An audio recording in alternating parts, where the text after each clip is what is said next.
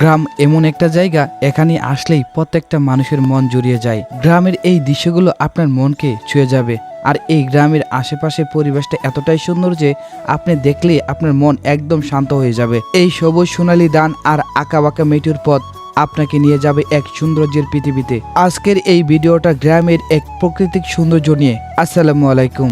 আমাদের গ্রামটা কতটা সুন্দর আপনারা যদি কখনো না আসেন তাহলে বুঝতে পারবেন না। আমাদের গ্রামের সৌন্দর্যটা আর আমাদের গ্রামের পরিবেশটার সবকিছুই আমি আমার ভিডিওর মাধ্যমে তুলে ধরতে চাই। তো এই গ্রামের বিকালবেলা কিছু সুন্দর মুহূর্ত আপনাদের সাথে তুলে ধরতে চাই। দেখুন, বিকালে পুকুরের মধ্যে হাঁসগুলো মনের আনন্দে ঘুরে বেড়াচ্ছে। এই দৃশ্যগুলো আপনি কখনোই শহর অঞ্চলে দেখতে পাবেন না, শুধু গ্রাম ছাড়া।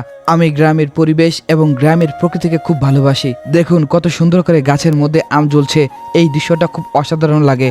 আপনারা যদি কখনো গ্রামে আসেন তাহলে দেখতে পাবেন যে এই সময়ে আম গাছে এভাবে আম ঝুলতে থাকে। বিকাল হলে যখন বাচ্চারা বাইরে খেলাধুলা করে তখন তাদেরকে দেখতে খুব অসাধারণ লাগে। তারা আপন মনে বাড়ির উঠানে খুব সুন্দর করে খেলাধুলা করে। তাদের এই খেলাধুলা আমাদেরকে অতীতের কথা মনে করিয়ে দেয়। আমরাও একসময় এরকম ছোট্টবেলা বাড়ির উঠানে খেলাধুলা করেছি। আবার অনেক সময় দেখবেন বাড়ির এক কোণে বসে আছে ছোট্ট ছোট্ট মুরগির বাচ্চা নিয়ে একটি মোরগ। হঠাৎ করে চোখ পড়ে একটি ভাতের পাতিলে।